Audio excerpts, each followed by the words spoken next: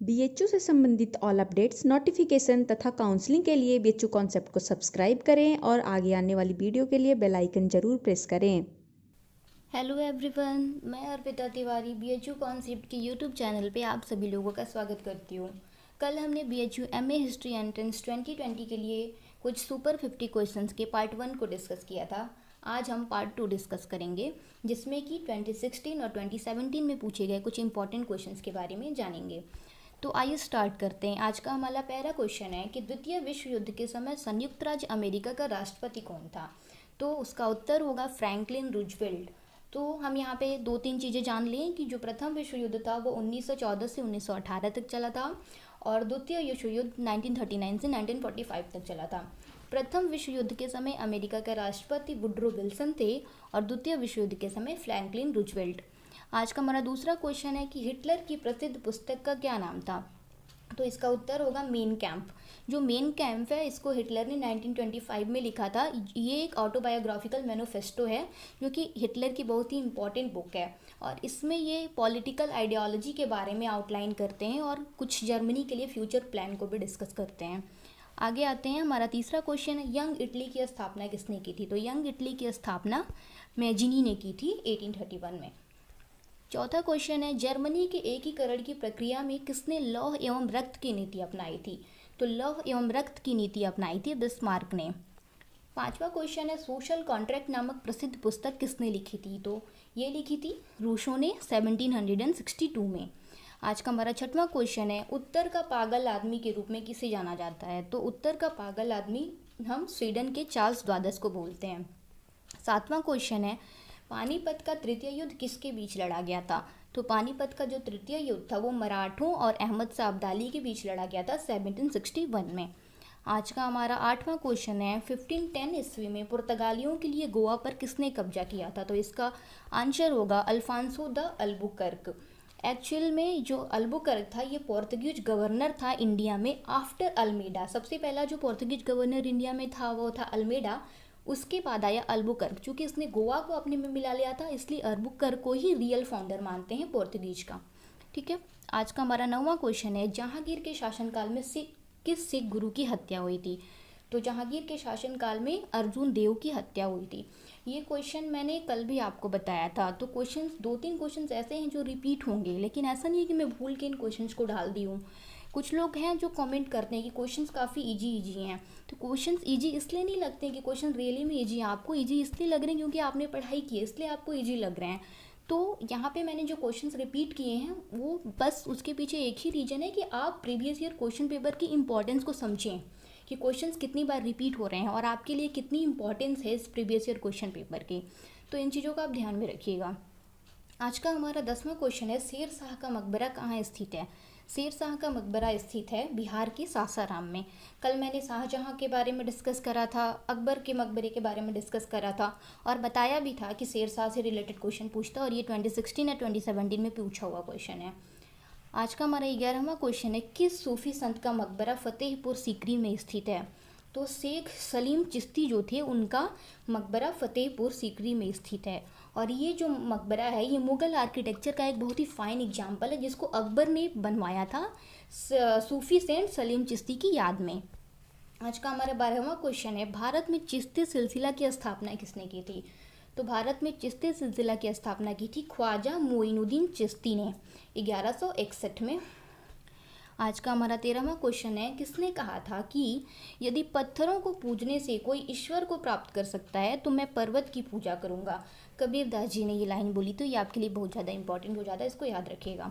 आज का हमारा 14वां क्वेश्चन है कि ससगनी सिक्का किसने चलाया था? ये एक टाइप का सिक्का था जिसका नाम था ससगनी, ये फिरोज शाह तुगलक ने चलाया था और जो ससगनी सिक्का है ये सिल्वर कॉइन था और ये 6 जित्तल के बराबर होता। क्वेश्चन ये भी पूछ सकता है कि ससगनी कितने जित्तल के बराबर था? तो ये 6 जित्तल के बराबर होता था और जो जित्तल है ये कॉपर कॉइन हुआ करता था। आज का हमारा 15वां क्वेश्चन है कि दिल्ली में कुवत उल इस्लाम मस्जिद को किसने बनवाया था? तो इसका उत्तर होगा कुतुबुद्दीन ऐबक। कुतुबुद्दीन ऐबक से रिलेटेड और भी क्वेश्चंस हो सकते हैं, लाइक 2.5 दिन का झोपड़ा भी उसने बनवाया था अजमेर में, तो ये भी याद रखने के लिए है। क्वेश्चन नंबर 16 है कि 40 अमीरों के दल को किसने अंतिम रूप से नष्ट किया। कल भी मैंने ये क्वेश्चन डिस्कस किया था कि स्टार्ट किसने किया था, तो वहाँ इल्तुतमिश था, नष्ट किसने किया तो बलबन है, याद रखिएगा। क्वेश्चन नंबर 17 है कि 1192 ईस्वी में तराइन के द्वितीय युद्ध में कौन पराजित हुआ था। इसका उत्तर होगा पृथ्वीराज चौहान।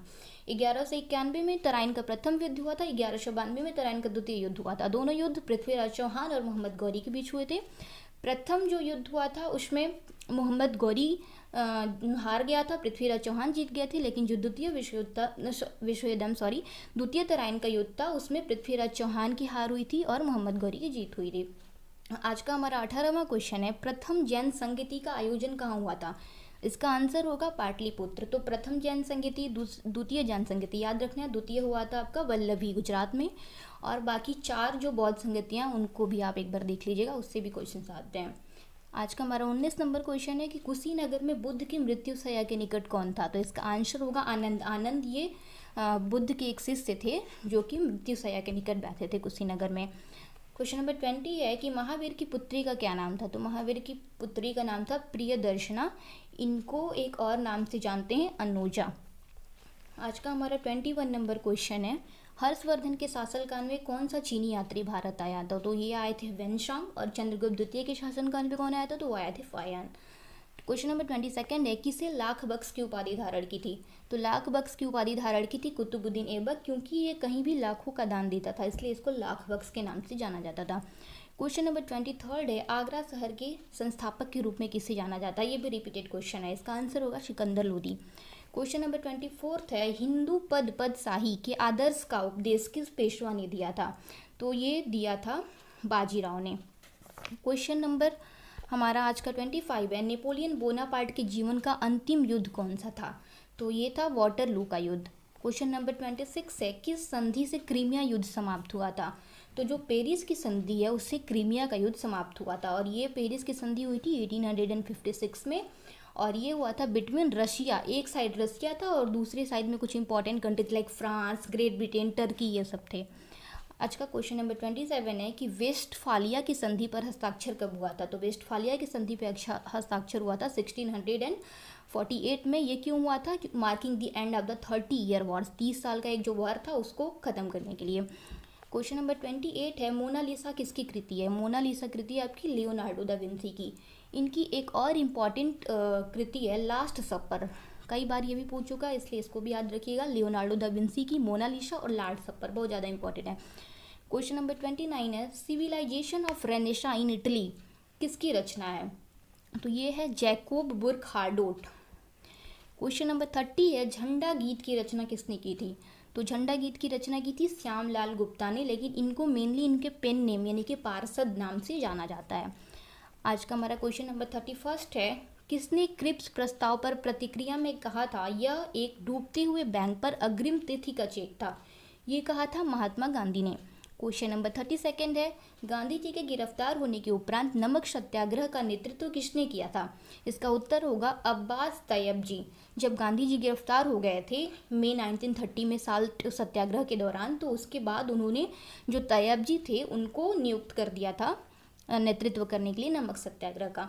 आज का हमारा 33 क्वेश्चन है कि भारतीय राष्ट्रीय कांग्रेस का प्रथम मुस्लिम अध्यक्ष कौन था। तो इसके प्रथम मुस्लिम अध्यक्ष थे बदरुद्दीन तैयब जी, कल भी मैंने डिस्कस किया था। क्वेश्चन नंबर 34 है, बहिष्कृत भारत पत्रिका किसने प्रारंभ की थी। तो बहिष्कृत भारत नाम की जो पत्रिका है इसको डॉक्टर भीमराव अम्बेडकर ने प्रारंभ किया था, और भी इनकी कई सारी ऐसी पत्रिकाएं थीं जैसे कि मूकनायक, समता, प्रबुद्ध भारत। ये सारी पत्रिकाएं जो थीं ये मेनली जो दलित से उनके समाज में राइट्स को बनाने के लिए, उनके राइट्स उनका राइट्स दिलाने के लिए इन्होंने लिखी थी। आज का हमारा क्वेश्चन नंबर 35 है, किसने कहा था वेदों की ओर लौटो। तो वेदों की ओर लौटो का नारा दिया था दयानंद सरस्वती ने। दयानंद सरस्वती ने आर्य समाज की स्थापना भी की थी 1875 में। क्वेश्चन नंबर 36 है, किस सुल्तान ने घरी एवं चरी नामक कर लगाए थे। तो घरी एवं चरी नामक जो 2 कर थे ये अलाउद्दीन खिलजी ने लगाया था। जो घरी टैक्स था ये हाउस टैक्स था, और जो चरी टैक्स था वो ग्रेजिंग टैक्स था। क्वेश्चन नंबर 37 है कि ब्रह्मगुप्त की प्रसिद्धि किस विधा के क्षेत्र में थी। तो जो ब्रह्मगुप्त थे इनकी प्रसिद्धि गणित के क्षेत्र में थी और एस्ट्रोनॉमी के क्षेत्र में भी थी। क्वेश्चन नंबर 38 है कि हंटर आयोग ने किसके विकास पर जोर दिया था। तो जो हंटर आयोग था ये प्राथमिक शिक्षा मतलब कि प्राइमरी एजुकेशन और सेकेंडरी एजुकेशन दोनों पे फोकस किया था। हंटर कमीशन जो था वो 1882 में बना था under the chairmanship of William Hunter. हमारा क्वेश्चन नंबर 39 है कि बंगाल आंदोलन का प्रमुख नेता कौन था। तो इसका उत्तर होगा Henry William Derozio. Question number 40 है किस रेगुलेशन के द्वारा सती प्रथा प्रतिबंधित हुई थी। तो जो सती प्रथा थी इसको हम बंगाल सती रेगुलेशन के नाम से भी जानते हैं या फिर 1829 का रेगुलेशन 1829 का रेगुलेशन 17 के नाम से भी जानते हैं। जहांगीर के दरबार में ब्रिटिश शासक जेम्स प्रथम का दूत कौन था। तो जहांगीर के दरबार में जो ब्रिटिश शासक जेम्स प्रथम का दूत आया था उसका नाम था विलियम हॉकिंस। और अगला है 42nd क्वेश्चन, रैयतवाड़ी व्यवस्था सर्वप्रथम कहाँ लागू हुई थी। तो जो रैयतवाड़ी व्यवस्था है वो सर्वप्रथम मद्रास में लागू हुई थी और ये लाया था थॉमस मुनरो ने 1820 में। और परमानेंट सेटलमेंट भी पूछता है कि सबसे पहले कहाँ लागू हुआ था। तो वो बंगाल, बिहार, उड़ीसा एंड वाराणसी बहुत लोग भूल जाते हैं, तो याद रखना है कि परमानेंट सेटलमेंट जो था वो वाराणसी में भी लागू हुआ था। क्वेश्चन नंबर 43 है कि तत्वबोधिनी सभा किसने प्रारंभ किया। तो तत्वबोधिनी सभा प्रारंभ किया था देवेंद्रनाथ टैगोर ने। क्वेश्चन नंबर 44 है किस मराठा नेता ने सहायक संधि स्वीकार की थी। इसका आंसर होगा पेशवा बाजीराव द्वितीय। क्वेश्चन नंबर हमारा 45 है खिलजी वन का संस्थापक कौन था। इसका आंसर होगा जलालुद्दीन फिरोज खिलजी। क्वेश्चन नंबर 46 है प्रियदर्शिका किसकी रचना है। ये रचना है हर्ष की। क्वेश्चन नंबर 47 है कि मालदीव पर विजय प्राप्त करने वाला प्रथम चोल शासक कौन था। तो इसका आंसर होगा राजराजा प्रथम। क्वेश्चन नंबर 48 है कि सातवाहनों की शासकीय भाषा क्या थी। तो सातवाहनों की जो शासकीय भाषा थी वो प्राकृत थी। इसमें कंफ्यूज करने के लिए आपको संस्कृत भी देगा ऑप्शन में, but it should be Prakrit. Netherlands के विद्रोह के समय स्पेन का शासक कौन था। तो इसका आंसर होगा फिलिप द्वितीय। और आज का हमारा लास्ट क्वेश्चन है किस फ्रांसीसी क्रांति को फरवरी क्रांति भी कहा जाता है। तो 1848 की जो क्रांति थी उसको हम फरवरी क्रांति के रूप में भी जानते हैं। तो और ओवरऑल जो मैं अभी 3-4 साल के क्वेश्चंस देखी तो उसमें मुझे लगा कि जो आपका वर्ल्ड हिस्ट्री है, विश्व का इतिहास है, उससे ज़्यादा क्वेश्चन पूछ रहे हैं। तो अभी आपके पास जो भी 1 या 2 दिन का टाइम है उसमें आपका मेन फोकस जो ये वर्ल्ड हिस्ट्री में होना चाहिए। बाकी आप अच्छा करोगे। क्वेश्चंस छोटे नहीं है, क्वेश्चंस की रिपीटेशन इतनी बार हुई है कि मुझे ये क्वेश्चंस देना पड़ रहा है ताकि आप लोग स्किप ना करें और अच्छे से करके आएँ। Thank you and all the very best.